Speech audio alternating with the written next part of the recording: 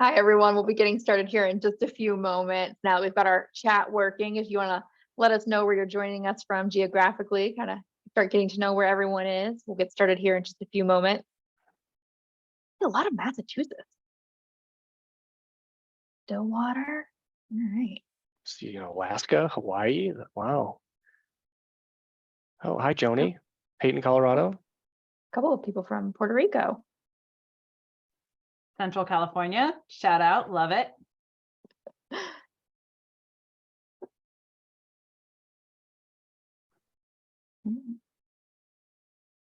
Quite a few people from different parts of North Carolina as well. Michigan, love it.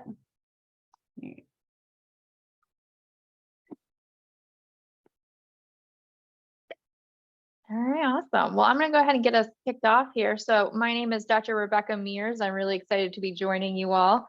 I'm a member of the VIN Foundation Student Debt Education team, joined here by some really awesome people, including Dr. Tony Bartels, who will be doing our presentation this evening, as well as Jordan Benchia, who is the Executive Director of VIN Foundation, and Michelle Long. Michelle is a special guest. She's a current veterinary student, so she'll have all kinds of great answers for you guys. So we're really excited to have her join us. She's done some work here with VIN and VIN Foundation over the last couple of months. We're really grateful to have her here. So, all right, we're going to get started here in just a few minutes. Just a couple of housekeeping items before we get kicked off. I would say we've got the chat working now, so feel free to use that. We do try to keep it for any of our IT issues. So try and keep that clear for those issues versus any sort of general questions you have about the presentation or applying to vet school in general. For that, we ask that you use the Q&A. So you'll see that Q&A button on the bottom of your screen as well. Go ahead and click that. You can open that up. Use that to ask any questions about the presentation or kind of in general there. You can upvote those, and you can also ask anonymously. So feel free to use those features. All right, and then in the next couple of days here, we'll have a recording of this webinar. So if for some reason you miss a little bit of information or connection gets lost or something, don't worry. If you registered for the webinar beforehand, you will get an email in the next couple of days that includes not only the recording, but also some other helpful information. Throughout the evening, we're going to have a couple of giveaway items. I would say Jordan's got a wonderful prize here to show us. We've got an awesome VIN Foundation Yeti mug. Jordan, can you unmute and tell us how many ounces it is? Yeah, my dog's barking in the background, so you might hear that. This is a 20 ounce, whoops, there you go. Is that okay? A 20 ounce Yeti mug. It does fit in a cup holder, and it is very fuerte. And will keep your drinks nice and warm or cold. Yeah. Sounds great. Yeah, it's been a hot ticket item here. We've used it for a couple of giveaways here recently. So I'm excited to kind of have a couple of those to give out while we're here. Just real quick before we get started, I do want to let you guys know about some of the resources that we have through VIN Foundation. I'm gonna go ahead and deal with the screen here for me, Tony, real quick. Sure. Yep, go ahead. All right.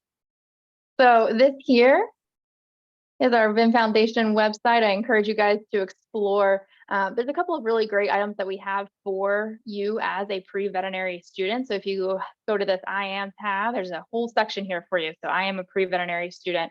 You can explore the resources that we have. All of the resources through VIN Foundation are free to you. So definitely make use of these. I encourage you to click around the website, learn more. A lot of this stuff you'll hear about tonight during the presentation, but I did want to kind of highlight for you this Apply Smarter message board. So if you go to learn more here, what you'll see is a little bit of information about this and a create account button. Go ahead and click on that button. It'll take you to a free application. It would just try to, get your name and email, some information from you, just kind of identifying who you are, and that'll give you access to even more great resources that are all for free. On this application, when you go to complete it, it will ask you about your veterinary education. Just let us know which vet school is your top choice and when you anticipate that you would graduate from vet school on that education tab. Once you're able to log into the VIN Foundation Center, there's so many great resources here, but really the highlight that you guys are going to want to pay attention to and explore around is this Apply Smarter to Veterinary School area here, right here in the middle of the top. As soon as you log in, can't miss it. So I definitely encourage you to click around at some of these things. One of the most amazing things that I think is on here is the Apply Smarter message board. So this is a small area of VIN, which is the Veterinary Information Network, who helps our VIN Foundation host this. And so here you can ask questions of the VIN community, which is 90,000 plus strong of veterinarians and just amazing people who are here to help you learn more about going to vet school. What is vet school like? What is it like to be a veterinarian? So you'll see some different conversations that have been going on here over the last couple of months and things. And again, just ask those questions, right? So just really important thing. I mean, what should I list hours? Is animal experience or vet experience for VEMCAS? I knew I had that question when I was a pre-veterinary student. I wasn't sure how to navigate that. So let us know those questions. Feel free to make use of that. If you have any questions about using this, please feel free to reach out to me at apply-smarter@vinfoundation.org. I'd be happy to help you get started. So with that, I'm gonna turn it on over to Tony. Let's get started here. All right. Thank you, Rebecca. Mm-hmm. Very cool. And that 90,000 veterinarians also includes veterinary students like Michelle. So they're going to be some of the ones that might jump in and answer some of those questions you have about applying, since they're the ones that have that most recent experience in terms of going through that application process. And tonight we're going to do what we call Apply Smarter through VIN Foundation. And this really highlights some of the things that I feel like don't get discussed a whole lot when we talk about applying to veterinary school. You know, there's always a lot of questions about testing requirements and prerequisites and what's the best school for this, that, or the other. But you know, the internet's kind of littered with a lot of that stuff, and we'll cover, you know, where you can find some of that information. But in reality, what we find is that most people are caught off guard by the price of a veterinary education, right? And it can vary quite wildly. And of course, you don't want to have to pay any more for something than you absolutely have to. And you know, a veterinary education is expensive, and the less you can pay, the easier it's going to be to manage some of the student debt that comes with that. And you know, somewhere between 80 and 90% of graduating veterinarians use student loans to pay for that education, because most people aren't walking around with $100, $200, $300, $400,000 of excess income to pay for veterinary school out of pocket, right? So we want to help you focus on how to digest some of those things now, so you can have less stress dealing with your student debt later. And thankfully, when we look at how we approach applying for veterinary school to increase our odds of getting in, those often align with your lowest cost options as well, right? So, and that together is really what Apply Smarter is all about. I know that everybody here is going to want to get into veterinary school. I know when I was applying to veterinary school, I needed to get in that first time, because if I didn't know what I was going to do to financially support myself, right? So I was kind of a career changer, coming from corporate finance. I switched gears. I used a lot of my savings while I was working as a veterinary assistant and developing the experience and prerequisites I needed to get into veterinary school, to pay for that, while I was getting paid almost nothing as a veterinary assistant, right? I really couldn't afford to not get in the first time I applied, right? So I did a lot of research on that front end, looking not only how I can keep my costs down, but how I can improve my odds of getting in that first time that I applied. So we're going to cover a lot of that information this evening, and then show you some resources that you can use to dive in and help do that kind of analysis for yourself. All right, so this is really about setting yourself up for financial success. A veterinary education is an investment in your career, right? And you know, it's expensive, but you also have decades to pay that back, right? But the less you pay for it, the easier it is to increase the return on that overall investment. So some of this just starts with knowing how much veterinary school costs, how much a new veterinarian earns, right? Because we can't talk about the debt that a veterinarian incurs without talking about also the income that they're going to earn after school. So we can share some of that data that we have available with you as well. We want to also talk about what I call discounted versus non-discounted seats, but a lot of times people refer to them as either in-state or out-of-state, but there's kind of a blend between the two, right? So it's not really sufficient to just say in-state or out-of-state. There's so many different permutations now across the various veterinary schools that I feel like discounted and non-discounted covers them all a little bit better. Then we're going to show you how you can use some of these application stats to increase your odds of getting in and ultimately paying less for that education. I do have a few questions for you guys, and it's going to be using a platform outside of Zoom. It's called Menti, right? And it just allows me to these questions just look better and function better in Menti than they do in Zoom. So if you guys don't mind either pointing your phone at that QR code or go to menti.com in another window and type in that 38476682, then you can answer this series of questions that are going to kind of establish the foundation of the information that we're going to cover tonight. Cool, I see some people joining here. I'll give you guys a little bit more time to take a look at that. And that code will actually be, sorry about that. That code will actually be on this next slide as well. So when you first applied, or when you next applied to veterinary school, where are you going to call home? Nope. Sorry, I gotta click two buttons on two different screens here. That should bring up a map for you. Very cool. Great. This is fun. This is actually one of my favorite questions in this whole thing. We get to see kind of, you guys did this with the chat, but it's kind of cool to visually see where everybody is attending from. And then also it kind of helps me when I'm looking at this map and where you all are indicating you're attending from. I'm thinking, is there a veterinary school in that state, right? And I'm seeing, I know there's a lot of veterinary schools in the states that you're signifying here. But that's great, right? Because that's one of the, I guess, cornerstones of applying smarter is applying to your state school. Right now, some of you, I saw there was a big cohort from Massachusetts. Tufts is a private school. Right now, there is a discount that can come with Massachusetts residents, but you have to weigh that discount against what the total cost would be paying a private tuition rate versus maybe a different school that allows you to obtain an in-state rate maybe after the first year, right? And we see that phenomenon. Tufts is a perfect example. Penn State, or not Penn State, Penn is another one. So folks that live in Pennsylvania can get a discount to attend Penn, but it's a private school, right? So sometimes that discount isn't really enough or won't be the enough to be the lowest total cost school available to you. And then those of you that live in Hawaii or some of the states that fall into what is called the WICHE program, the Western Interstate Commission on Higher Education, have an opportunity, because there's not a vet school in that state, to apply and be accepted as one of those WICHE students, which allows you an opportunity to pay a discounted rate, right? So that's kind of what that concept is looking for those lower cost opportunities based on where you live and the arrangements that the schools have with those particular states that you're going to be a resident of when you apply. All right, so next question. What is your application status?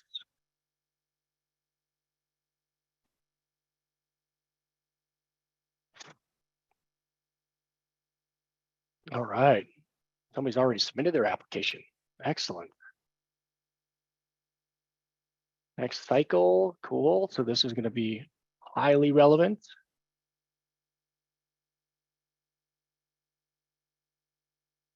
Excellent.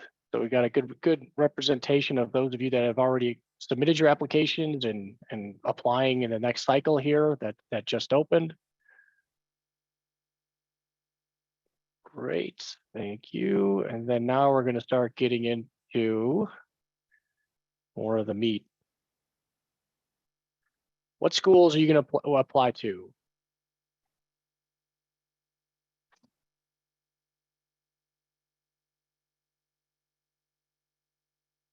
UC Davis, Tufts, Oklahoma State, MSU.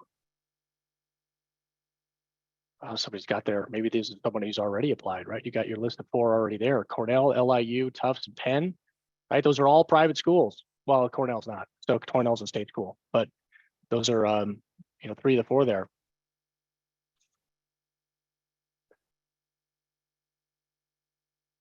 All right, see a lot of state schools here. It's great. NC State's one of the lowest cost schools, particularly if you can get in as a resident, right? NC State is also one of the states we're going to talk about tonight that allows you to switch your residency status after the first year. You could pay 1 year out of state and the next 3 years in state, right? So there's a handful of those schools as well. UC Davis is another one of those schools, right? So we want to pay close attention to application stats at some of those schools that allow us to maybe apply, even though we don't live in that state, but obtain a lower cost rate for the 3 out of the 4 years that we're going to be there.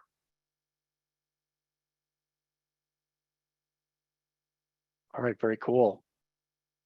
Colorado State, that's where I went. Still live in Colorado.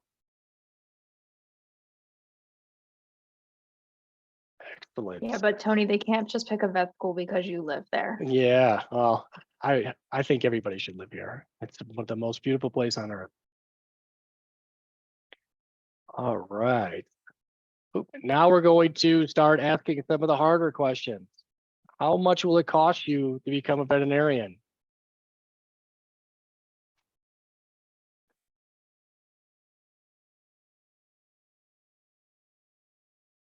I'm not going to give you any hints on this one yet. I want to see what you say.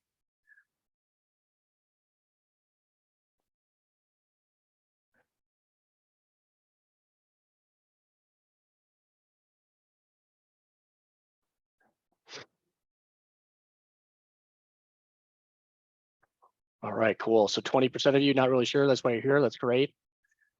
So the answer to this is really all of the above, although it's very difficult to get out of veterinary school these days with less than $100,000 price tag. But the answer here is all of the above, right? So it really depends on which school you choose, which then depends on which schools you apply to, right? The schools you apply to are the ones you're going to have an opportunity to get into, right? You're not going to be able to do a whole lot to change that cost profile after you've already accepted a seat to one of those schools, right? So it really comes down to being strategic about which schools you actually apply to, right? And it's really tough. I know it, when you open up that BIMcast and you start applying to schools and you start looking at the places where veterinary schools are, and you're like, oh, it'd be great to go to, a Caribbean island or overseas for veterinary school and, just throw your hat in the ring to see if you get in. And all of a sudden you get an acceptance letter. Well, that's not really the time to be concerned about the cost, right? Because it takes a really special person to decline that offer and maybe wait a year to get into a lower cost school, right? So in my opinion, it really makes the most sense to think really hard about which schools you want to apply to. So you're not, in that position of, well, can I afford to go here after you receive that offer of acceptance, right? Because after you receive that offer of acceptance, no matter what school it is and no matter what cost it is, you're probably going to go, right? And that's normal, right? So it's kind of a little bit of a, let's do that work on the front end and set up more strategically which schools we want to apply to, particularly if student debt is something that, or debt in general, stresses you out. And I will tell you, just working, I work with veterinarians and veterinary students to help them craft their student loan repayment strategies. And student debt is one of the leading sources of stress for veterinarians. So it's not insignificant. Okay, great. And you guys have already found this question too. So it's, the answer here again is all of the above, right? It really depends on what you do after veterinary school. If you go on to do an internship or residency, you're going to be at this lower end, right? If you go on to do companion animal medicine in an urban environment, you're going to be probably at this higher end, right? The average private practice starting salary for veterinarians in 2022 was $114,000. Right. So, but as I commonly see from veterinary students and pre-veterinary students, you tend to underestimate what veterinarians are actually earning out there. Right. And that's good news, right? That you're probably going to earn more than you think, but depending on what you choose to do, any of these can be the possibilities. right? So we have to weigh that against how much we're going to pay for our veterinary education, right? So we talk about debt, we talk about income, we also talk about a debt to income ratio, because that's what helps us understand when we're going to end up in a little bit more financial stress than maybe not if our debt to income ratio is lower. All right, great. So thank you for answering those. So I'll tell you a little bit about my background and kind of how I got here. I already alluded to the fact that I was a career changer. I'm from Chicago originally. When I decided I wanted to go to the veterinary school, I decided I wanted CSU was going to be my top choice. So after looking at the stats, I decided I needed to become a resident of Colorado before I applied, because that was going to increase my odds of getting in. I met my wife in veterinary school. She's also a veterinarian. She used student debt to cover her costs. She was a non-resident at CSU's, right? So she paid that out-of-state rate. But together we have more than $400,000 of student debt. And it's not insurmountable, right? We have found ways to manage our student loans and also have a financial wellness plan that involves something other than just paying for our student loans. But it's confusing, right? And it's certainly not for everyone. So some people take the approach that they try to pay their loans back as fast as possible. If you graduate veterinary school with $200,000, $300,000, $400,000 of debt, that's going to be very difficult, right? So you're going to have to get familiar with what paying your debt over a longer period of time looks like and feels like, right? So for a lot of people, that's a tough thing to deal with. If you already have student debt, and we see about 35% of veterinarians come to veterinary school with existing undergraduate debt, then you're already going to be familiar with this, right? But borrowing for veterinary school looks a lot different than it does for undergrad. If you do have student loans, you can go to studentaid.gov.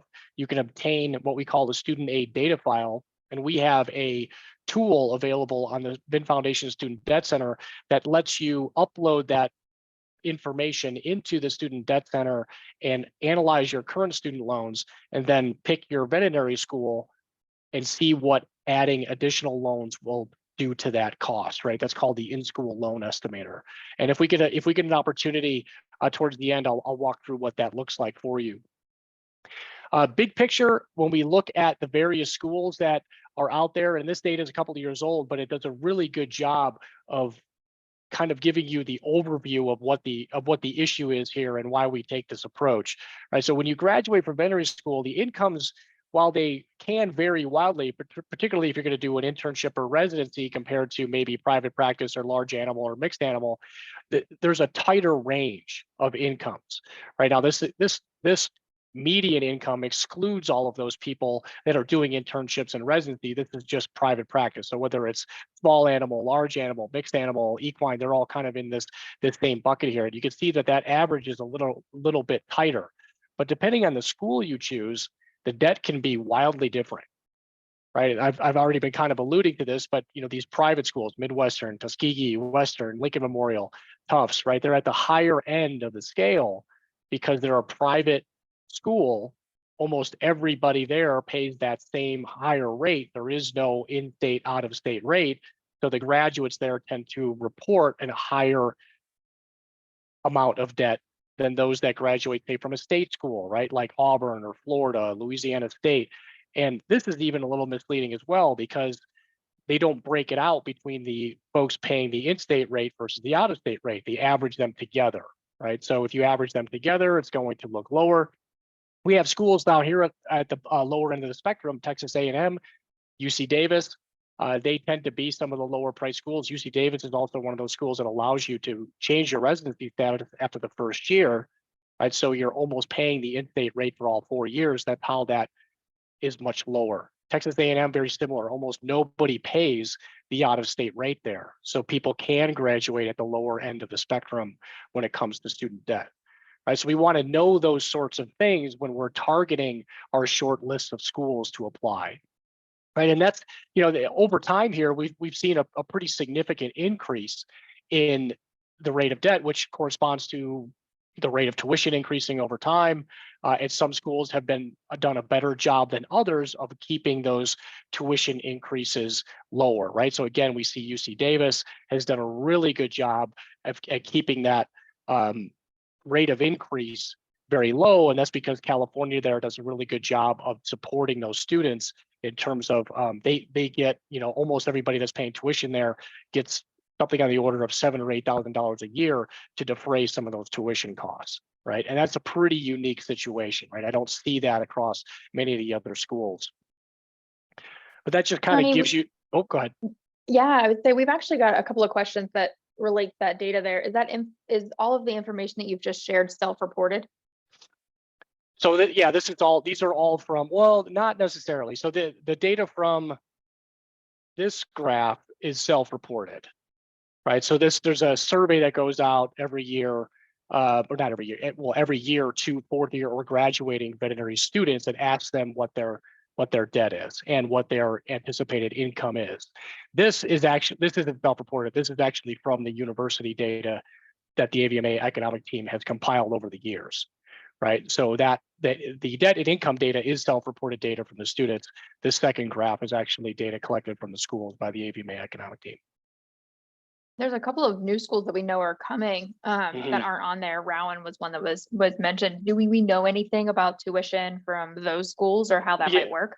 Yeah, great questions, because that one always comes up. There's always you know, New Jersey is one of the most densely populated states in the nation, and they haven't had a vet school up until, I think Rowan's going to open, I think 2024 is the first class, or maybe 2025, not sure.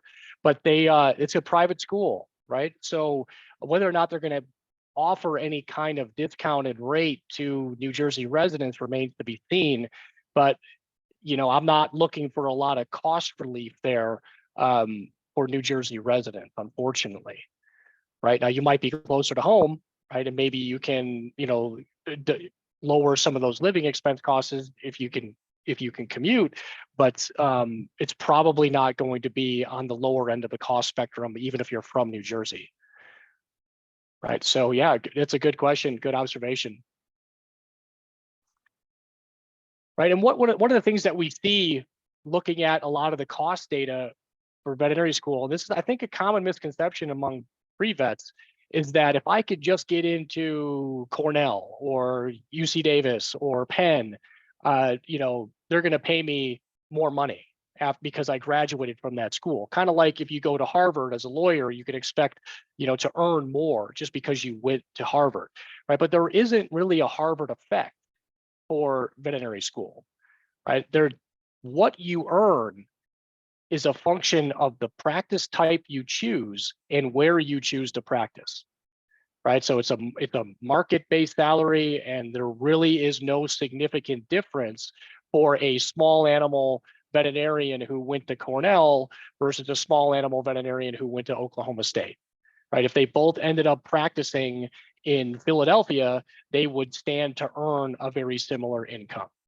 Right, so there's no premium. You won't expect to earn any more or less because of the school that you went to, right? So when we say there's no Harvard effect, that's what we mean. And then this kind of gives you an idea of what some of those average salaries are across the various practice types that are, you know, currently covered in these surveys. So some of the other realities we see, right? So the highest debt that was reported on one of the recent surveys, 370,000, although I've seen much higher than that. Right. So one of the problems with some of the data that's collected is it's only collected from graduates of U.S. colleges of veterinary medicine. Right. It doesn't account for schools outside of the U.S. Right. So if you're a U.S. resident and you attend Ross or Dublin or Royal Dick College in Europe, I mean, these are schools that we don't see that data reported back to us, and those tend to be some of the highest cost schools, right? So you definitely can have a higher amount of debt depending on the school that you choose. And then the incomes, again, there's not the range, right? So the lowest reported debt in this survey was 87,000, highest 370,000, huge difference, right? But the difference between the incomes, 84,000 to 110,000, right? Now, again, that doesn't include internships or residencies, but that range of incomes is much tighter than the range of debt. So that debt to income ratio is going to be very important. The higher that debt to income ratio, right? So if you were making $85,000 a year and had a $370,000 student debt balance, right? You'd have a very high debt to income ratio. That's going to be very difficult to manage. You have to be very careful about how you manage that type of debt to income ratio. If you have a lower, right? If you're earning 110,000 and you borrowed 87,000, your debt to income ratio is actually less than 1. You're not even going to really feel that monthly student loan payment when it comes to paying it back. Right? So those are how the differences can play out in terms of your finances. So some of the highest debt to income ratio schools, Tuskegee, Midwestern, Western, those are exactly the same schools that were at the highest end of the reported debt, right? And that's not surprising because again, the incomes don't vary that wildly. The lowest levels of debt are residents from those who attend public institutions, which again is not really a surprise, right? So in-state, resident seat, or otherwise known as a discounted seat. Out of state, there's these non-resident, non-discounted, full price, but then we also have these blends of seats available for those schools that allow you to obtain in-state residency after you've been there for a year, right? Or you have schools like Tufts or Penn, where they're all a private or non-discounted rate unless you're a resident of that state, and you might get a small discount because of that residency, but it's not the same as an in-state residency at a public school. So apply smarter, apply to the schools with the lowest cost to you to help increase that overall return on your investment. Applying to veterinary school starts with the VMCAS, so the Veterinary Medical College Application Service. So this is where almost everybody goes, right? Now, not every school goes through VMCAS, but the overwhelming majority of them do, right? So Texas A&M, Texas Tech, the new school at Texas Tech they're kind of the outliers, right? You apply directly to those schools. You don't go through this particular system. There are some of the foreign accredited schools too that are outside of VMCAS that you apply directly to as well. But the overwhelming amount of US schools are going to go through this Veterinary Medical College Application Service.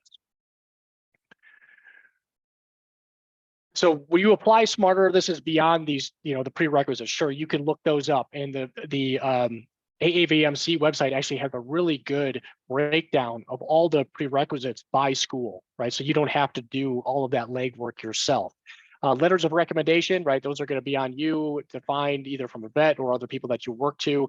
I mean, pick people that will speak nicely of you, right? I mean, make sure that after you ask them if they'll write a letter of recommendation for you, that you actually ask them if they'll write a good one for you, right? Because you don't want to find out later that maybe they didn't like you all that much, right? So it seems kind of straightforward, but it's good to get that conversation out of the way right up front. GREs are not as important as they used to be, right? There's a lot of schools that aren't even requiring you to take the GRE anymore, right? So you want to make sure that you look at the school to see if they require a GRE or some other type of test or no test at all, right? So there's been a big movement lately, and I'll show this later. This is a general information chart that is available on the AAVMC website. And again, it does a great job of compiling all of this information and showing you test requirements, right? You're going to see a lot of non-requireds here. Casper, there's a different type of test, right? The GRE is almost not even on this list anymore, right? And when I applied, nearly every school required a GRE, right? Now that was 10 years ago, right? But it's changing. So you want to see, and you don't want to necessarily have to take the GRE if you don't have to, right? But there are still a few schools that do require it.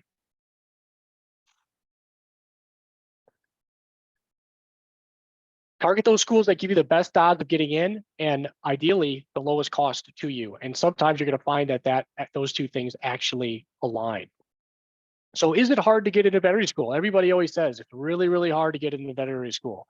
It sure can be, but it really depends on which schools you're applying to and whether or not you're a resident of that school. Overall, right? So if we look at a snapshot of some of the most recent data available from the AAVMC, there was about 10,000 or close to 11,000 applicants in the most recent cycle for 4,500 or 4,600 seats. That means that the overall applicant to seat ratio is 2.4, right? So for every available seat, every available first year seat, there were 2.4 applications, right? That doesn't sound terrible, right? So one seat, 2.4 applications. right? But you have to dig a little bit deeper. That's the macro view. We have to look a little bit closer at the micro view to see what each school looks like when it comes to applications, right? And that's where you really want to start looking at these admission stats. Now, a lot of the schools do a good job of putting them right on their website. If they're not readily available, I would highly encourage that you reach out to that dean's office for that particular veterinary school and ask them for their most recent admission stats that they have available for you to review.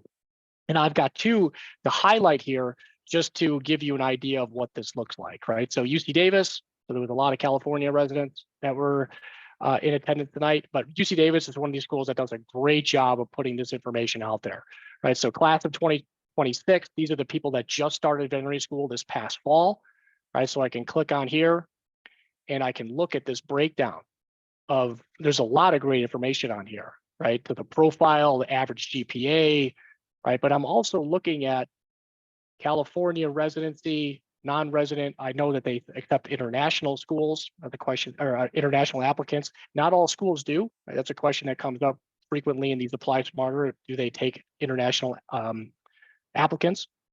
But one of the things I'll notice here is 567 applied from California. 138 were offered admission. Right, that's what I want. Right? I want an offer of admission.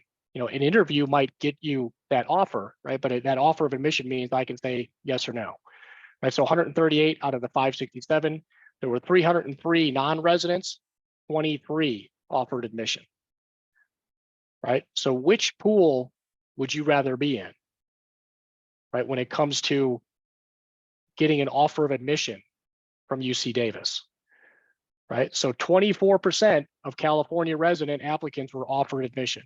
Right, 8% of non-residents were offered admission, right? So 3 times higher odds of getting in as a California resident to UC Davis than a non-resident. Right, so we can look at Louisiana State. I use Louisiana State because it's one of the most dramatic examples of how this plays out. Right, so again, 2026 class just started this past fall in 2022. Total applications, 790, 172 people from Louisiana applied, 130 enrolled, right? 130 out of 172 applications from Louisiana. I'm sorry, 66 from Louisiana.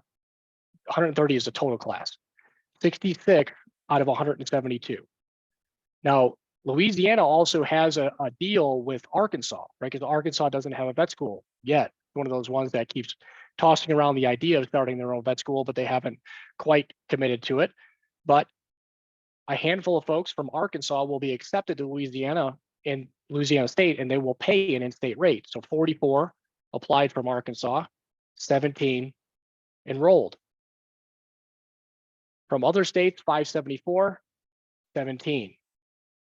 Right? So if we do the math on that, nearly 40% of the people who applied from Louisiana to Louisiana State got into their veterinary program, right? That's pretty darn good, right? We're almost getting up to coin flip there. As long as you meet the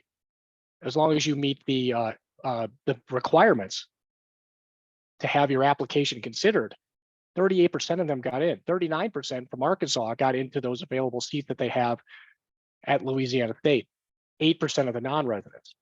Right. So when people say it's hard to get into veterinary school, it's hard to get a non-resident seat at a state school.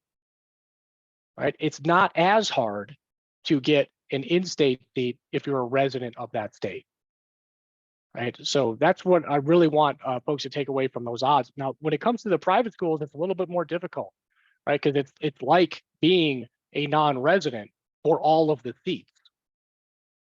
Right. So it's a little bit, you have to be a little bit more competitive compared to maybe applying to your in-state option. So compare those schools, the costs. Where do you want to go and why? Will you need to use student loans? Right. Not everybody does, right? But somewhere between 80 and 90% of graduates report having some kind of student loan debt. How much will it cost you? Plus interest.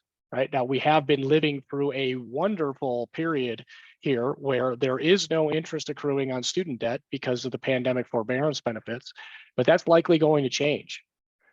Right? It's quite likely that those special benefits will end later this year, which means when you start borrowing for veterinary school, those loans are going to accrue interest, right? And unfortunately, we'll go into this in a little bit more detail. There aren't subsidized loans available for veterinary school, right? So a lot of you with undergraduate loans now are not accruing, or would normally not accrue interest on those loans anyway, because they're what's called subsidized loan. When you get into veterinary school, graduate school, those loans are not subsidized, which means they start to accrue interest from the time you receive them. So interest can add a significant amount onto the total cost, just based on the loan types. Does student debt stress you out, right? This is one of these things that it's been a lesson for me. I have never really been terribly stressed out about debt in general, because I've always been comfortable managing it, right? I try not to overextend myself. And for things like my student loans, I know all of the options that I have that I can keep my payment low when and if I need to, right? But so for some folks, any amount of debt will stress them out horribly, right? And if that's you, then you definitely want to keep your loans as low as possible, right? Because it's weird. Some of the people that we counsel are the most stressed out individuals have some of the lowest debt totals.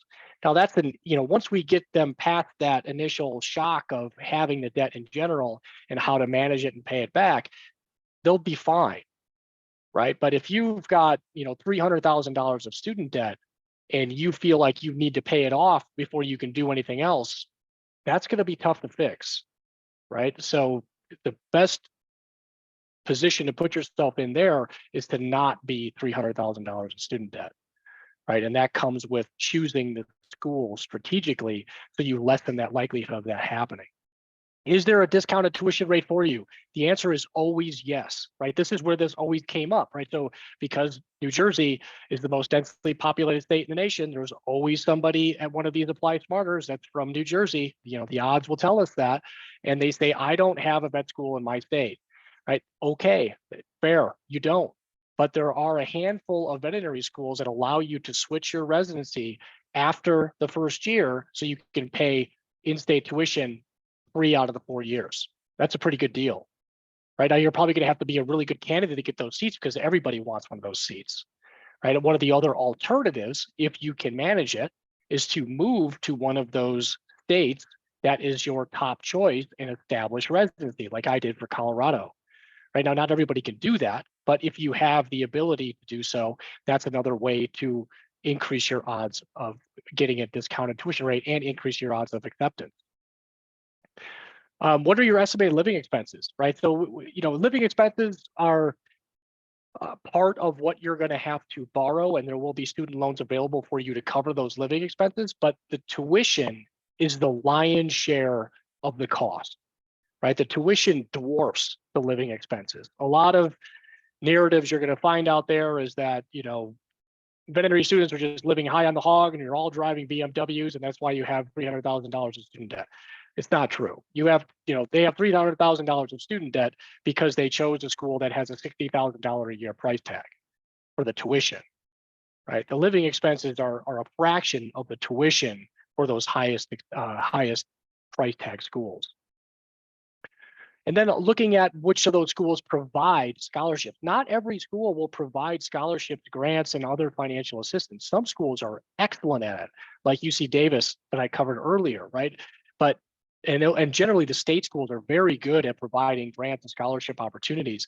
Some of the private schools have very few scholarship opportunities. Now you can still apply for outside scholarship that may not necessarily be affiliated with that particular school. Those are very difficult to get, right? And they're great for the people who get them, but it generally doesn't find itself to permeate across the entire class at those schools.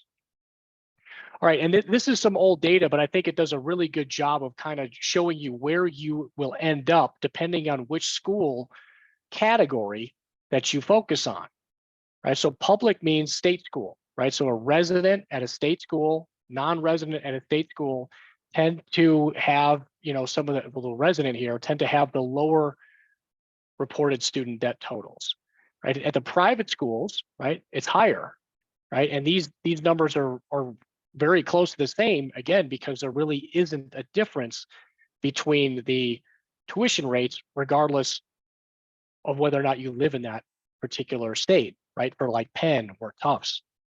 And then the Caribbean schools and some of the schools overseas have the highest profile, right? So your goal, again, is to try to keep yourself somewhere in this range, right? That's the optimal place to be, and the easiest way to manage your student debt after graduation is to focus your applications on these types of schools. Right, so start with your in-state school option. WICHE I mentioned before, Western Interstate Commission on Higher Education. There's also a southern version of that as well. There's a variety of these 2+2 programs that are popping up. So the person from Anchorage, Alaska has a 2+2 program with Colorado State. So you do first 2 years of school there in Alaska, then you transfer over to Fort Collins and Colorado State to finish out those 2 years. Nebraska has something similar with Iowa State, Utah with Washington State, South Dakota with Minnesota, right? These are ways that can help keep those costs down if you live in one of those states that doesn't have a vet school yet, but allows you to start there and finish that schooling in that particular veterinary school. If you need a lower cost backup option, here are the schools that allow you to switch that residency status after the first year. So Missouri, NC State, Ohio State, UC Davis, Washington State. Now Texas A&M doesn't allow you to switch residency status, but they take almost no non-residents. And the non-residents they do take, if you maintain a B average, then they cover the difference between your out-of-state and in-state tuition.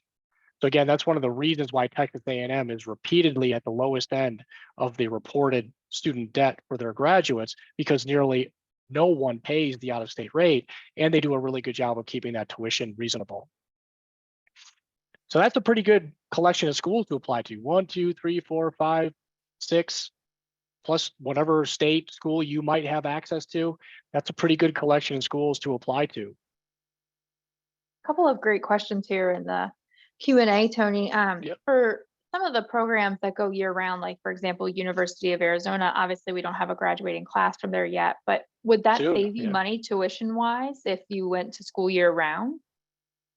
It can, but only in the aspect that it's a 3-year program versus a 4, right? And there's not too many that are 3-year programs versus a 4. You still take the same number of semesters, and if you're still charged the same number of semesters. So what you end up saving is a year's worth of interest, and you get to start practicing and earning income a year sooner, right? So the total cost is going to be on par with the other veterinary schools. And that new school in Arizona, that 3-year program, has both an in-state and out-of-state tuition structure, right? But the total cost is going to be comparable to any of the other state schools that have in-state and out-of-state. What you're going to save is interest in a year of time, right? So it really depends. And now, there are pros and cons to that as well. That not having those breaks can be a little bit stressful, and that's a very different model for educating veterinarians, right? So, and we're graduating the first class there, I think, this year. So we're going to see, how that pans out, right? So it's a little bit of an experiment yet to see if, a 3-year program versus a 4 is better or comparable overall.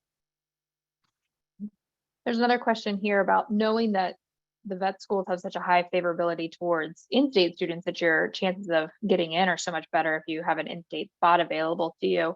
Do you know any schools that are out-of-state friendly, meaning they have a lot more out-of-state seats available? Ooh, that's a good question. There are definitely schools that are moving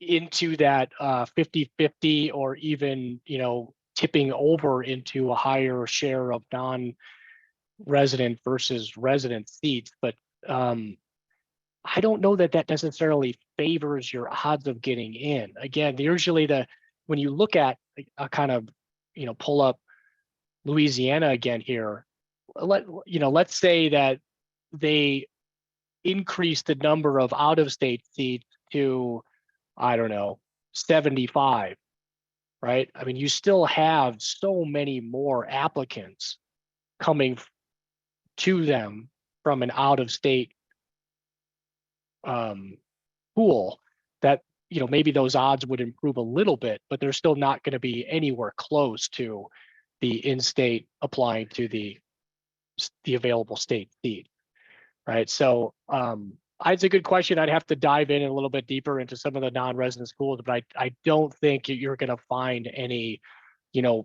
highly favorable non-resident application stats. And even if you did, right, if you have to borrow to cover that, you're going to pay more, right? So that really wouldn't fit the whole, at least it wouldn't fit the apply smarter model that we're talking about here tonight. Yeah, those out of state seat pools are usually just so large, as we were discussing. So yeah, one of the another things one of the things I just wanted to point out, when you look at some of the differences, right, and think of it this way, we met with Dr. Mears' alma mater last week at UGA, so Georgia. So if I look at Georgia, let me blow this up a little bit. And this to me, it's been a while since I looked at Georgia specifically, their tuition differences. But where is, I forget if it's going, must be down here. Okay, there we go. So the in-state folks at Georgia are paying about $19,000. The out-of-state folks at Georgia are paying $48,000, right? These folks are helping to pay and cover the difference for these folks, right? I mean, you're literally sitting next to each other, receiving the exact same education. One person's paying $19,000 for it. The other one's paying $49,000 for it, right? It's just striking to me that the difference can be that high sitting in the same classroom, receiving the same education, right? So I personally would rather be this person than this person, right? So that's really what we're trying to get you to consider there. And these people have a better chance of getting in than these people, right? So not only do they have to work harder to be that more competitive applicant, which you guys are all overachievers anyway, right? You're all going to be those overachieving applicants, but they're paying more for that, right? And then just, something about that just doesn't make sense to me. Yeah, so I can actually speak to that a little bit. I was a Delaware resident when I applied for vet school the first time. I was applying to University of Georgia for a contract seat. There's 2 of those discounted contract seats for Delaware residents at University of Georgia. And when I applied, I was accepted, but I was number 3 on the contract seat list. So they offered me an out-of-state spot and then said, you can stay on the wait list for the in-state seat. And I actually said no. I would stay on the wait list for the in-state seat. If it came available, I would take it, but I was not taking the out-of-state seat because that difference between in and out-of-state tuition at UGA is just, as you were saying, staggering. And I was like, that's not something that I can financially do. It's just not reasonable for me. So then I applied again the next year and was able to get the contract seat. Yeah, that is really, really hard to do, right? When you have that offer, right? Even though, it's going to come with that significant price tag, to turn that down, that is really difficult to do. So good on you for doing that. And that's going to save a lot of money and stress over the course of repayment. But that is often very difficult. But it also it highlights too here. So Georgia has contracts with Delaware, South Carolina, right? Two states we know don't currently have a veterinary school, but there are opportunities for those residents of those states to pay an in-state rate with a school like Georgia, right? So another great example too of highlighting some of those contractual arrangements that are floating around out there. All right, so student loans, how do you pay for this? So when you get into veterinary school, you're going to apply for financial aid. Maybe some of you are familiar with that already from undergrad. And you'll have access to loans that will cover up to the cost of attendance, right? So the cost of attendance is your tuition and fees plus your living expenses, right? And that cost of attendance is actually published by the school, right? So the tuition fees, they do an estimate of what they think it's going to cost you to live while you're attending school there. That's what sets the cost of attendance. The cost of attendance is what allows you to borrow student loans, and up to that cost of attendance is the limit. The first 40,500 roughly will be covered in direct unsubsidized, right? So we were talking about subsidized versus unsubsidized. Unsubsidized loans accrue interest from the time you receive them. If you need amounts above that, and many of you will, that is covered in direct grad plus loans, which are also unsubsidized, right? They have a higher interest rate, so they're a little bit more expensive, but they cover the amounts that you may need above the limits that are set for these direct unsubsidized loans for veterinary school. Both of them are going to accrue interest, so it's always better to borrow less, right? The less you borrow, the less interest you will accrue, right? So interest is a sneaky beast, right? So, if you're going to borrow $200,000, $300,000 for your tuition and living expenses over the course of 4 years, interest alone can add another $40,000 to $50,000 on top of that over that 4-year period before you get to repayment, right? So just be cognizant of that. That's what that in-school loan estimator on the cost on the VIN Foundation Student Debt Center will help you quantify. Some schools will have access to what are called health profession student loans, or loans for disadvantaged students. These are the only loans that I'm aware of anyway for veterinary school that are subsidized. Now, these tend to be only limited to state schools, and not even all state schools have them. So it's a good question to ask of a school that's on your short list. Do you offer these health profession student loans for disadvantaged students? You will be considered independent from your parents regardless of how they claim you on their taxes. Once you get to graduate school, which veterinary school is considered graduate school, you will be considered to be independent from your parents, right? So it doesn't matter how much money your parents make when you're applying for student loans. It matters how much assets and money you have, right? So in the overwhelming majority of cases, the expected family contribution for a veterinary student is 0, which means you're offered the full cost of attendance in student loans. Right now, that will vary if you're married when you're applying, or you're married when you're in vet school, or if you're a career changer and you're bringing some assets to the table with you as you're coming into vet school. That expected family contribution can be greater than 0. But for the majority of veterinary students, their expected family contribution is 0. Federal student loans are going to be your most flexible in repayment, right? So I think somebody submitted a question ahead of time, or there was a few questions about using private loans if you can get a lower interest rate. I would never recommend that you try to use private loans to finance your veterinary education, right? Because even if you can get through veterinary school with $100,000 of student loans and it's all private, you're going to have a much more difficult time paying that back than you will your federal student loans. Your federal student loans are the most flexible debt that you will ever have. Now, that doesn't mean you should run out and apply to the most expensive school and borrow everything that you can possibly borrow, right? It's always easier to manage less than it is to manage more. But thankfully, your federal student loans are the most flexible when you get to repayment. They will have these income-driven repayment options, which are currently what my wife and I use and what Dr. Mears is using. They also allow you the opportunity for public service loan forgiveness depending on where your career may take you. Right, so private student loans, family student loans, I would avoid them. I would use those federal student loans to finance that veterinary education, just because the repayment flexibility is just so great. We have some other resources available if you're curious in terms of borrowing, and when we get to repayment, we do also educate students and then veterinarians on those options that are available to them. When it comes to family support, I know that, the most common scenario. So yeah, you got into veterinary school, congratulations. The family is ready to, make you the family veterinarian. All the pets that they've acquired are now going to be the ones that you care for free. And they want to give you a graduation gift as a congratulations for making it through veterinary school and now being the official family veterinarian.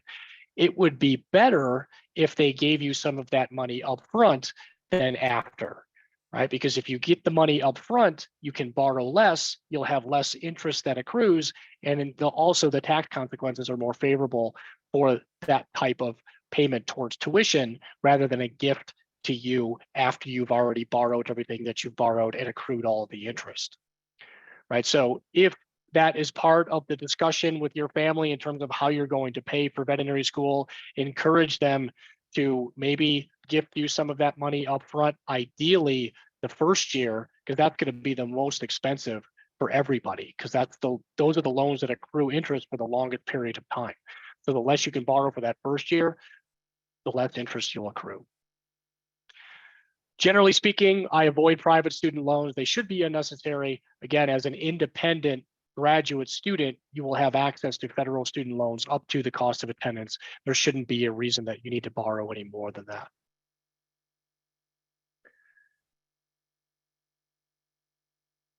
Okay, the X factor. So these are things that don't necessarily fit in a nice measurable bucket, right? So when I was applying to veterinary school, I was a non-traditional student. I needed to satisfy a lot of prerequisites and learn more about the veterinary experience requirements. And I really didn't know where to start. So I set an appointment with the dean's office at Colorado State and said, hey, here's me, here's my transcript. I'm thinking about applying, what am I missing? Right. And the admission counselor at the time, Dr. Sherry Stewart, would, pretty much laugh me out of the room. Like, she's like, you're never going to get in here, which was motivating, right? I'm like, I'll prove you wrong, right? But it was also like, well, what do I need to do, right? What do I need to prove that I'm serious, that I can, get a little bit higher up on your radar when it comes to applicants? So you're asking questions, how can you improve yourself? What's a typical veterinary student? What are you looking for? I'm demonstrating interest, and I'm also making sure that I'm, doing some homework on that particular school. I did some progress check-ins with that admissions office just to say, hey, I'm back. Here's what I've done so far. Am I looking any better? Am I on the right track? Right. So I'm just trying to encourage you to put a name with the application, put a face to that electronic paper application. So you're just not an electronic name in the system. Right now, I've been doing this for a number of years, these Apply Smarters, and after some of these sessions, I get some emails from dean's offices that are like, did you tell a bunch of people that if they meet with us, they'll have better chances of getting into school? And it's not necessarily what I'm saying, right? I'm saying you want them to, when they see that name come across the applicant pool, they're like, oh, I remember so-and-so, and hopefully that's positive. Right. So other than just being literally a faceless application, right? So, but it's also a good opportunity to inquire about scholarships, find out if there's any other opportunities that can increase your odds of acceptance. So one of the things I learned was that Colorado State had a combined MBA DVM program, right? So while I wasn't a very competitive applicant to the DVM pool itself, I was very competitive in the MBA DVM category because I had come from corporate finance, right? So I had a skill set that a lot of pre-veterinary students didn't have, that fit very well in that combined MBA DVM program, which helped to increase those odds that I got in that first time around, right? And I wouldn't have really discovered that if I didn't visit with them ahead of time, right? It was buried in on the website somewhere, but they only really take 5 students a year, 4 students a year for that particular program. So it was kind of hard to learn about. More and more schools have combined programs like that, MBA DVMs, MPH DVMs, PhD DVMs, right? So if any of those types of things fit your background or your current career goals, then you may want to inquire about them. Some schools interview, some don't, right? I'm going to come back to my favorite chart here, right? So interviews are one of the things I think that are listed on here. I thought if they take interviews, test requirements, oh, maybe that's not on here. I think where I saw that was in, here we go. So this is another tool that is on that BIMcast website if you're not already familiar with it. But this will show whether or not an interview is required as part of the basic questions that a lot of students have when they're applying. Right, so some schools require interviews, some don't. Some have these multiple mini interviews like UC Davis, which literally scare the crap out of people. We had a prior UC Davis student write a blog post that has some tips on how to conquer some of those mini multiple interviews, at least reduce the stress around them so you're familiar going into them, right? So check out the VIN Foundation blog for some of those types of tips and tricks associated with those things. All right, the link to this chart is here that I've been using over and over again. You do have to provide your email, but again, all of you are going to apply through VIMCAST most likely anyway, so you're going to already have that. But that chart is really, really helpful in breaking down some of that basic information. All right, so insights, now they're not so recent applicants anymore, but I think it's still worth pointing out, right? So what some of the prior pre-vet applicants have shown us is that the cost of applying is a factor, right? So how much it actually costs to submit the application, which can be expensive, right? Hundreds to thousands of dollars, depending on how many schools that you apply to, which is another reason why to not apply to all of them, right? Because it's going to cost you thousands of dollars. And chances are, if you get into one that is that full non-discounted seat, you're going to pay hundreds of thousands of dollars more, right? So you can reduce the amount of cost to apply by targeting those schools that are going to allow you to get in the first time and ideally pay the least cost for that education. The average applicant applies to about 5 schools, right? So, and I listed off 6. Your in-state school plus the 5 that allow you to switch your in-state status, switch from out-of-state to in-state after the first year, right? So those are the schools that I would really be focusing on, particularly if student debt is an issue for you. Cost of attendance is not the driving decision factor. That's a problem, right? Because again, you know, we see it on the other end, right? After you've already graduated and you come to VIN Foundation and say, okay, I've finished veterinary school. I've got $380,000. I want to do an internship. Maybe I'll get a residency. How do I manage my student loans, right? And we can show you how to do that, right? But if student debt is really stressful for you, or you can't really see a clear path for getting out of that student debt quickly, right? Then there's not much we can do about the number at that point, right? You guys are in the catbird seat right now. You have total control over how much you will end up borrowing for veterinary school because you have not yet selected a school. Right? The selection of that school is the primary factor that's going to determine how much student debt you have. We also see that pre-vets tell us they want to pay about $1,200 a month to service their veterinary school debt, right? Unfortunately, that really doesn't make a lot of sense, right? So in order for you to pay $1,200 a month and pay your loans off in about 10 years, you can't borrow any more than $111,000. which I've already showed you is very, very, very difficult for a veterinary education, right? So, and alternatively, for you to have a payment using an income-driven plan that's equal to $1,200 a month, you have to be earning $160,000 of taxable income, right? Now that's, the average is not to that level yet for graduating veterinarians. It's definitely increasing, but we're still kind of a far cry from that. Right, and that's not even really the average across all veterinarians right now, right? Not including new grads, right? So that it really suggests kind of a financial disconnect between what people are expecting to pay versus how much it actually costs to attend veterinary school. So the best time to consider your educational costs is now, right? Before you submit that application and making sure that you at least have thought through it before you add one of those really high price schools on your application submission list. Don't tempt yourself to pay more than you have to. There's not much you can do about it once you've already accepted that fee. Right? Scholarships and all of those things, living frugally can help, but the lion's share of your debt is going to be a result of the tuition and fees that are charged by the school that you choose.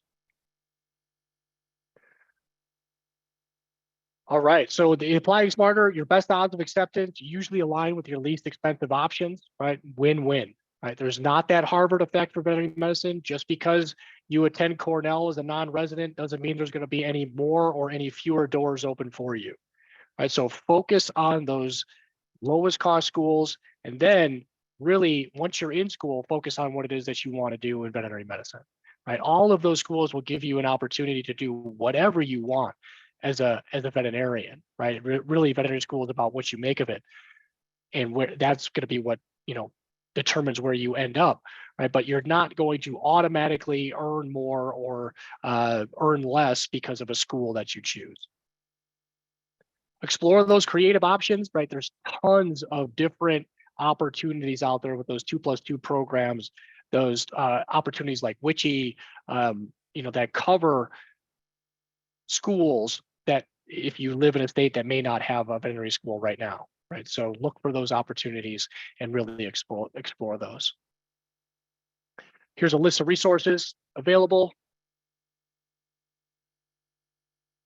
Dr. Mears covered the pre-vet app, right? So if you have any questions as you're working your way through this, as you're researching your odds of getting in, or you're crafting your application, post some questions to that Apply Smarter message board, right? Like she said, there's 90,000 veterinarians and veterinary students that can chime in to provide their perspective on those various questions.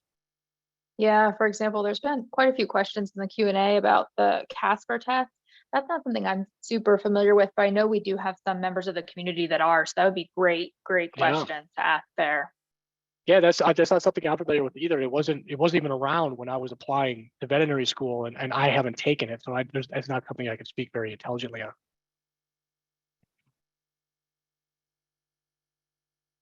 Any other questions that you guys have? We've got some questions here in the chat. One of these, isn't the salary for post-internship and residency veterinarians substantially higher than companion animal vets? Oh, great question. Not always, right? It depends. It really depends on the specialty. Now, certain specialties like surgery, internal medicine, and then there's multiple disciplines within internal medicine as well, can earn higher salaries than some general practitioners, but not all. Right? Emergency veterinarians, which doesn't currently require any kind of specialty training, are earning some pretty significant salaries out there right now. Right? Those are some general practitioners, and a lot of those are exceeding even some of the specialist salaries. Right now, again, it really depends on the specialty that you choose, but that's not always the case. Right, there are definitely specialties out there as well that routinely average less than small animal practitioners. Right, so it really does depend on the specialty that you're talking about. Another one here is, would you be able to touch on public service loan forgiveness? Sure. So public service loan forgiveness is a wonderful way, the holy grail, I call it, in terms of eliminating your student debt without having to pay for much of it. Right. So public service loan forgiveness requires you to have federal student loans, use an income-driven repayment plan, and work for a nonprofit or government organization while paying back those student loans. And if you do that for a period of 10 years, then whatever student debt you have remaining is forgiven and you don't have to pay any tax on it.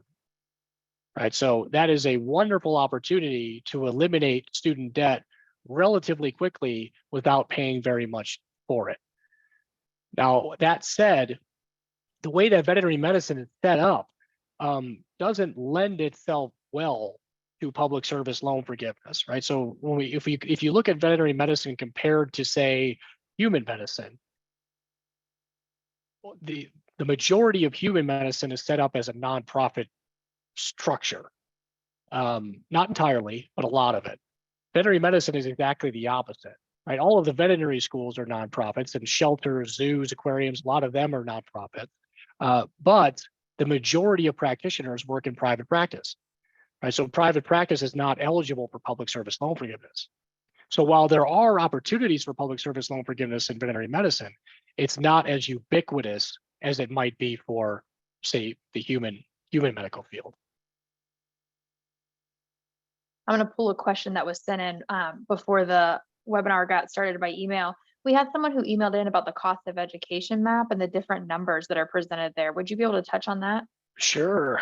How about, I've got that open here. So we've got, so the vet school bound is, and I opened this because I was anticipating going through this. But so the cost of education map is our attempt at trying to rank the schools by cost, depending on where you live, right? So I'm a Colorado resident, right? I'm going to select Colorado here. I'm going to hit next, right? And it's going to configure the map, ranking the schools from the lowest cost to the highest cost.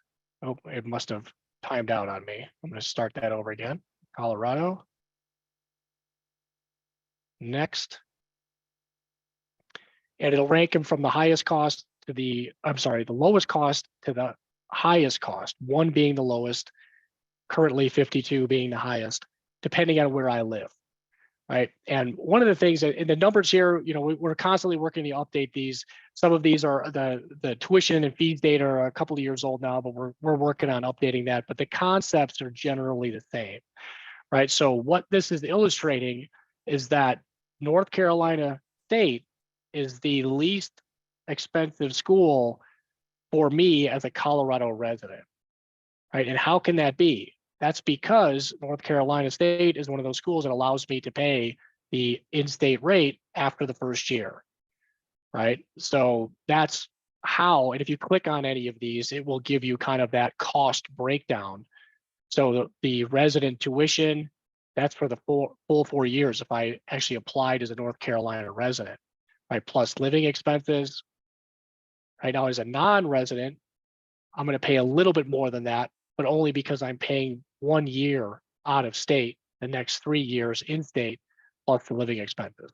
That's why the difference between the resident and non-resident is not very significant, right? But if I pick a different school, like Colorado State, right, the difference between resident and non-resident tuition is $100,000, right, including the living expenses, right? So it really pays to look closely at these. You're looking at, you know, 6-figure differences in a lot of cases, right? So if I'm looking at the higher cost school here, Midwestern's got one of the higher price tags out there right now. If you borrowed everything that was offered to you, your living expenses, you'd borrow about $406,000 plus interest. Again, interest is going to add nearly $50,000 onto that, right? I'm looking at graduating with $455,000, right? So compare that again to number 1 on the list as a exercise of, you know, what it can cost, $175,000 compared to $455,000, right? Just based on which school I choose. Right, those are big, and it may that the hardest part conveying what that financial stress looks like to pre-veterinary students. It all just looks like numbers on paper right now, but when you get to the point of actually having to manage it and pay it, you want to have $175,000 rather than $455,000, right? The complexity and the stress around managing that amount of student debt is much higher than managing a lower amount. That is so true. I mean, we definitely see that all the time in the people that we help on the message boards and the people that we talk to about, you know, when I was taking this debt out, I didn't realize, like, I just didn't understand what the numbers meant, what it was going to mean to my future. So yeah, that is a great point. There's another question here. You touched again on the schools that allow you to change residency. What does the process of that look like? Is it something that school helps with, or do they automatically do? Can you touch on that? Yeah, sure. It depends on the school. Some of them will require you to submit some paperwork, you know, between that first and second year, and other ones like Ohio State recently has just kind of made that automatic, right? So it really depends on the school and what that actual process is. So that is definitely something that you'll want to clarify, because it can change from year to year. Like recently, within the last couple of years, Ohio State did have a pretty administratively difficult process of making sure that you switch that residency status. And just again, over the last couple of years, they've just decided that everybody is going to get that in-state rate after that first year. They don't have to jump through all the hoops that they had to jump through before, right? But it really does depend on the school and what those residency requirements require of you. You actually started to touch on the next question I was going to ask, which is the schools that allow you to switch in state. Is it only a certain amount of people, or is it every student that is able to do that? Can you tell us a little bit more? Yeah, again, it depends on the school, but as far as I'm aware of the schools that do allow you to do that, anybody can do it. Right. So there's not like Hunger Games there where, the first 50 that get their application in or will get residency and the other ones don't. Right. So to my knowledge, if they offer that for one, they offer it for all. The exception there is for international students, right? So as far as I'm aware, international students don't have that opportunity of switching that residency status, but that again is school dependent. Ryan shared his experience in the Q&A about the Casper test and said it was largely asking how he would respond to certain situations. So thanks, Ryan, for sharing that. Oh, interesting. Wow, definitely different than a GRE. Yes, GRE did not ask me those questions. Yeah. Can you share anything about Utah having its own vet school? There's Yeah, so many of those new programs coming up. Right. It's in the works, and currently Utah also has some arrangements with Washington State. So that typically is how they start, right? So schools that have these 2+2 programs are usually gateways into those schools starting their own vet school, right? So I think it'll be great, if and when Utah, and I believe that's a state school that's looking to establish itself with a veterinary school. So theoretically, there should be an in-state versus out-of-state tuition rate there, which will be great for those residents of Utah. Yeah, and I know we often have people who join this webinar that are, years away from applying or maybe applying this cycle and things like that. I think for those residents of states that don't have vet school, that is something to be keyed in on. I know I just saw something the other day about Clemson is looking into starting a vet school themselves. So yeah, the ones that I know that are kind of in the works are Rowan. And that one I think has some provisional accreditation, and that's usually when it's going to be serious, right? So they have to seek some provisional accreditation from the AVMA, so they can offer that veterinary education, and you can graduate and then practice in the United States. And I believe Utah is kind of far down that path, but it's escaping me at the moment how far down they actually are. But I've heard whispers too. Arkansas has been threatening for a few years to do to start their own school as well. But I don't believe that one has gotten as much traction as Rowan and Utah. Texas Tech is another new one. We don't have it in the map yet, but we're going to add that. So that's missing from this current map. If you do move to obtain in-state tuition, is it better to apply to school and then defer, or work for a year and then apply? Is it viewed badly by a school to wait a year between graduating undergrad and applying to vet school? So I can really only tell you my experience with Colorado. And again, it's going to depend on the state and what the school requires you to do to demonstrate residency status.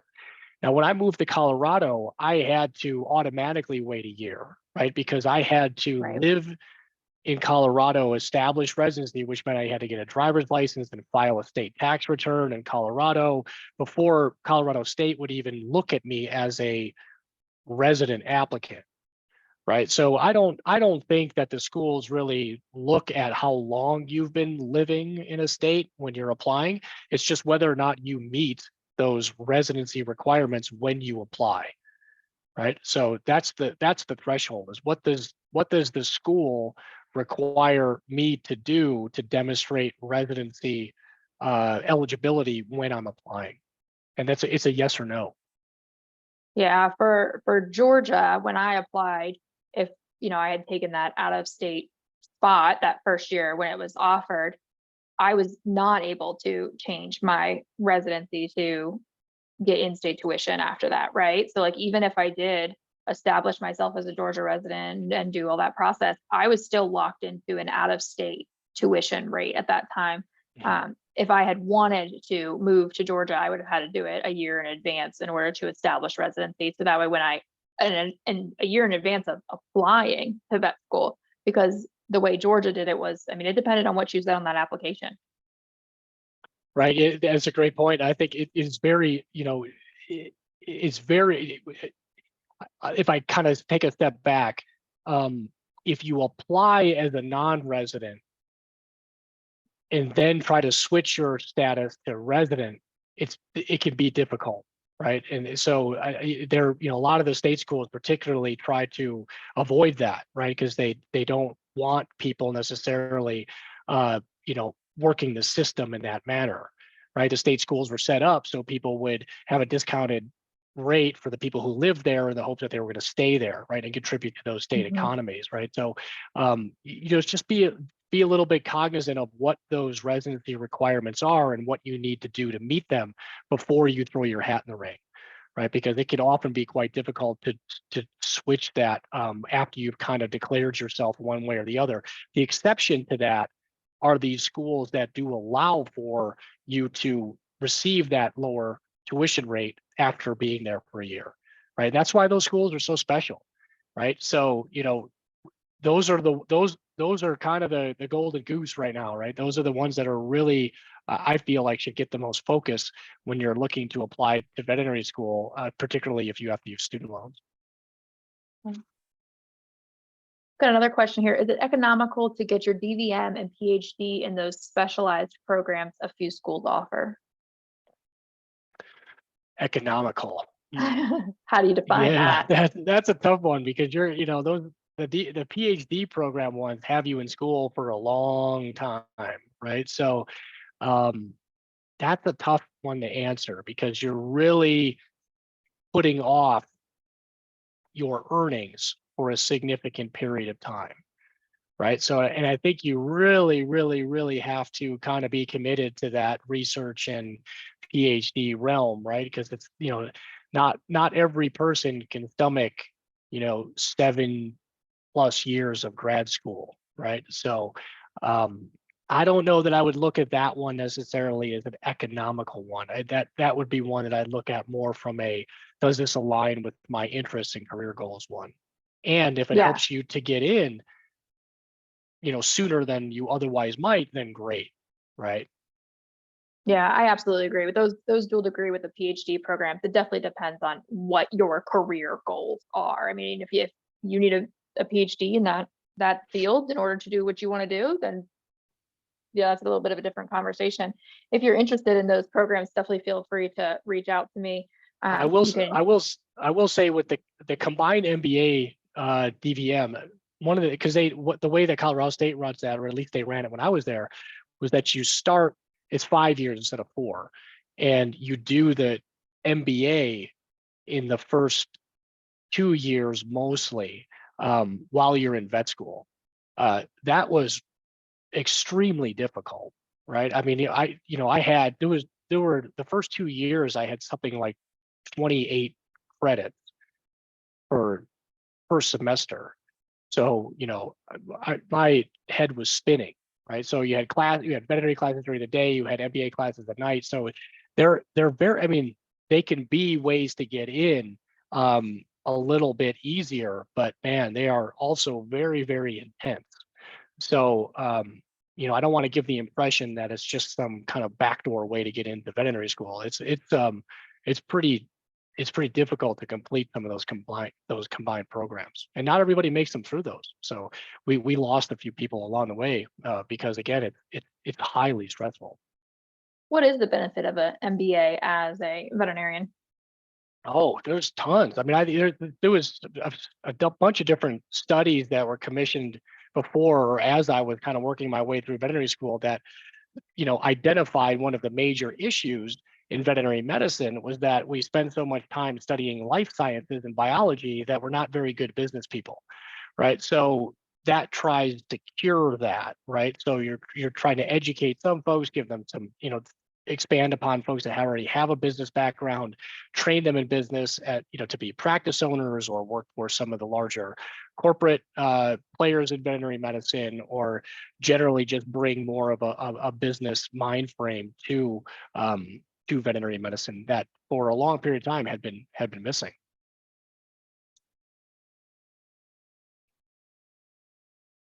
When are you supposed to start applying for FAFSA? That's a great question. When are you supposed to start applying? I think, Yeah, so if you're headed to vet school. So normally when you're accepted or you take your seat, there will be some indication of when you need to apply for your loans. And then after that, it's on a regular schedule. Usually it's, I think now they switched the schedule. It used to be in the fall, and now I think it's after the first of the year. But that will be part of your acceptance materials in terms of when you're going to apply for FAFSA. Leslie had a couple of other more general questions here. Do high school volunteer hours that were not consistent with a certain organization, should those be included in applications? I always tell everybody to, if you write down anything and everything you've done for those VMCAS applications. If you've got an experience, especially if you think it'll help you to stand out in that application, include it. Yeah, and those are, I think those are great reasons to reach out to the dean's office too, right? With those types of questions, right? Because it kind of opens that door, it helps you build that relationship, and open that line of communications with that school that's on your short list to apply to. Yeah, and she also asked about work experiences that were like less than 3 months included in applications in order to avoid work gaps. I mean, you guys are pre-vet students, right? Like, I don't think a work gap is necessarily unheard of in your application. But again, I do encourage you. I mean, if you've got record of it, then by all means include it on that application. I've yet to hear of a 3 month or less than 3 month job hurting anybody on their VMCAS application, but I would say, and reach out on that Apply Smarter message board as well to discuss that. We've got some of those veterinarians in that 90,000 cohort that help with some of these things, so they'd be a great resource for you. We've got a question here about a couple of like international questions. Is it possible to establish residency abroad? Not sure. Oh, I am not the person to ask that. I'm not really sure. So that would be a question for the school that you're thinking about applying to in that particular region.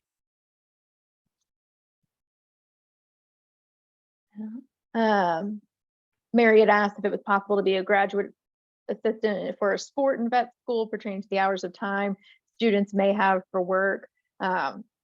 You busy in vet school. You certainly do. I mean, I as a vet student definitely made time for other things that was important to me. I think that was definitely part of my wellness and well-being approach to being a veterinary student, was making sure that I had time for things that were important to me outside of being a vet student.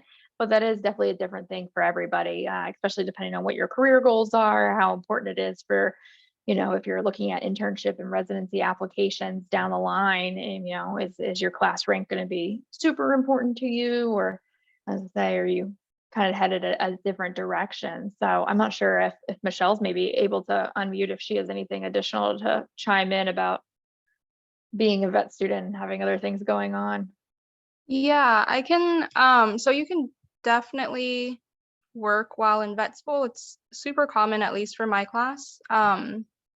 I currently have 3 part-time jobs, which I don't recommend. But yeah, having hobbies, a lot of people will do intramural sports, or I have a friend who just crochets a lot. Take time to do what you want, or if you want to work, that's also fine. There's a lot of on-campus jobs, off-campus jobs. You can work with Vin. Tony, do you have anything to add there?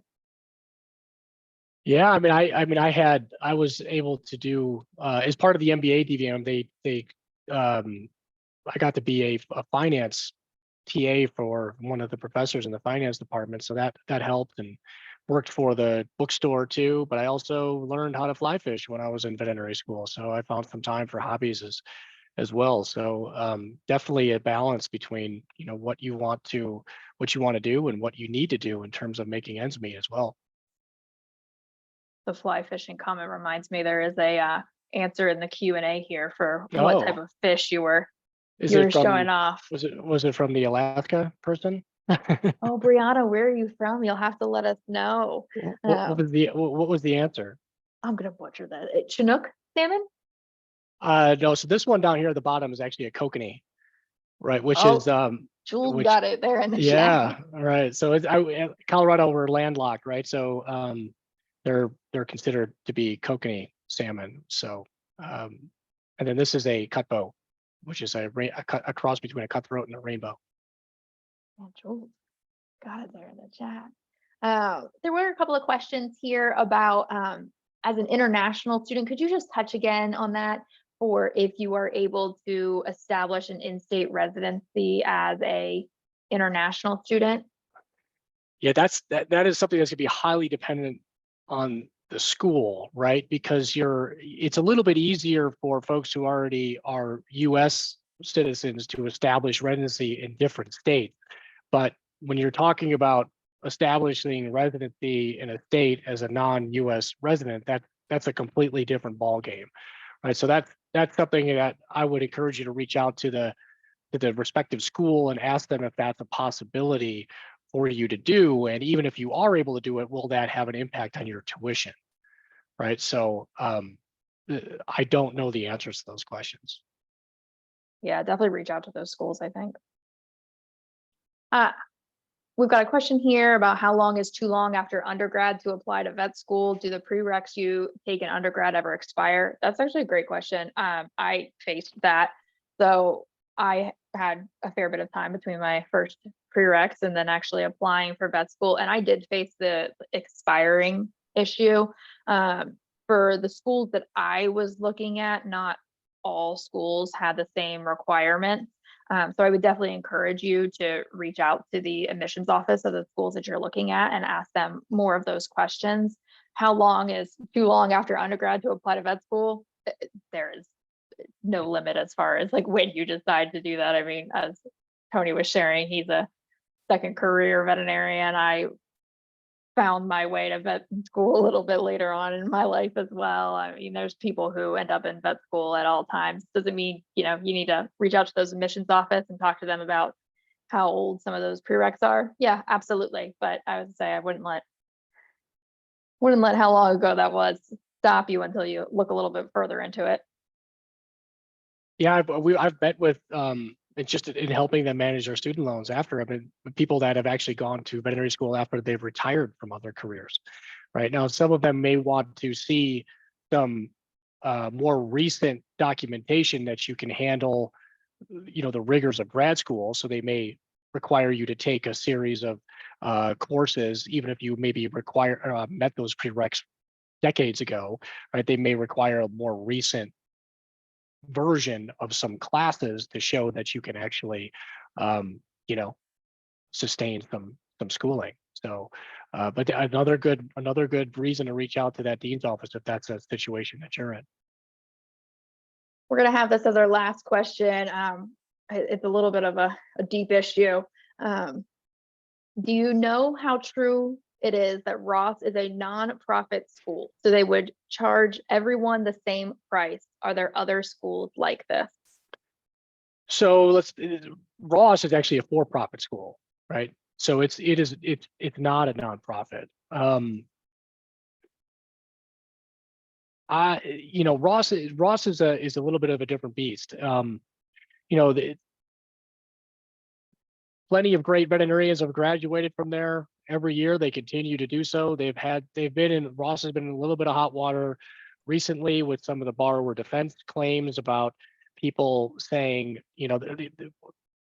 they take student loans and they either can't finish those programs, or they felt like they were charged inappropriately for that program, which is what the borrower defense litigation was all about.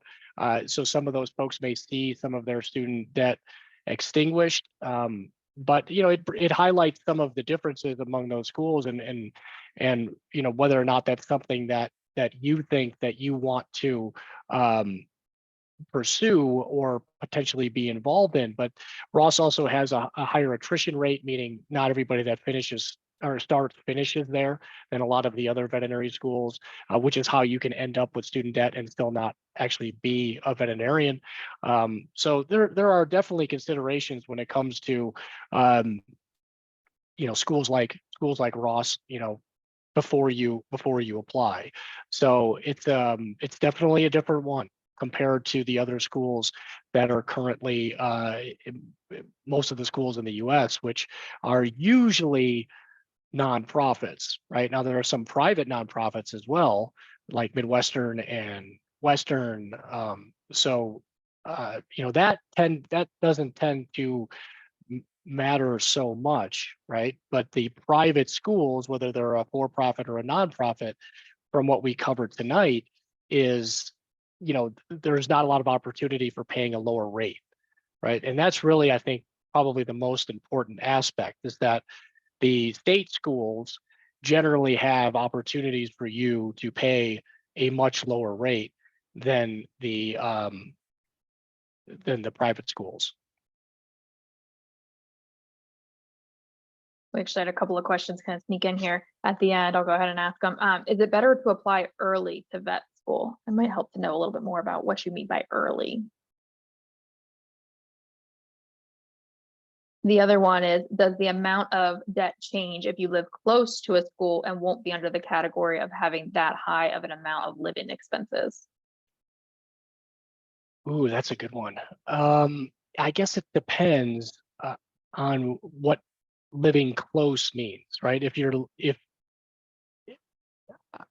living with, let's say, family while you're attending veterinary school, and they're helping to cover some of those expenses that you would have to pay yourself if you were living on your own, then yes, right? Then you wouldn't have to necessarily borrow as much to cover the living expenses, right? But living close doesn't necessarily mean that you're going to have any fewer living expenses, unless you have some family or some situation that's helping you to reduce those living expense costs.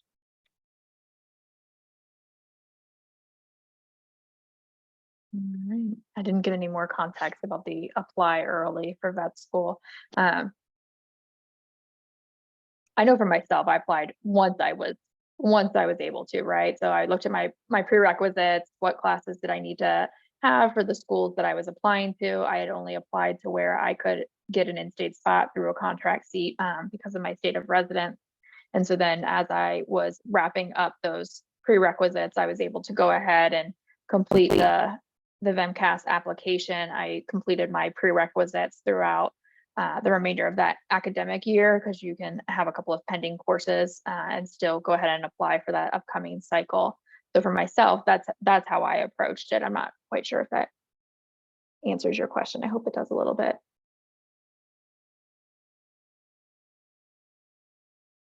All right. Leslie said, thank you. I also saw in the chat at one point, there was a comment from somebody who said this has changed so much since they went to vet school, that the loans and repayment and the things that you need to know going into this has been so much more different than has been over the last however many years. Absolutely. And that's kind of why we do this, right? I mean, these are the things that I really wished somebody would have told me when I was applying, so they weren't things that I necessarily had to learn the hard way, right? And some of it's, some of it's just the nature of the beast, right? So a lot of us, get so wrapped up in, getting in and what we need to accomplish to be a good applicant, but we often overlook a lot of these things, like the costs that and the debt that have really become larger issues, particularly over the last 20 years or so, as the cost of tuition has just skyrocketed. So it's still not insurmountable, right? But you definitely have to be smarter about the approach you take to applying and borrowing and repayment. All right. Well, with that, I think we've answered all of our questions. We've done a random drawing here in the background for our Yeti mug. So Leslie P and Jane J, congratulations. We'll be Cool. reaching out to you via email to get information about where we can ship those to. So thanks everyone for joining and hanging in there with us. Yeah, thank you, Rebecca, and for moderating and jumping in with some of the questions, and Michelle for helping us as well. And thank you, Jordan, for being there in the background answering questions as well. You kept our chat nice and clear for us. So, all right, everyone. Thank you so much. You have a wonderful night. We'll be following up with the email with the recording as well as some other helpful tips and information.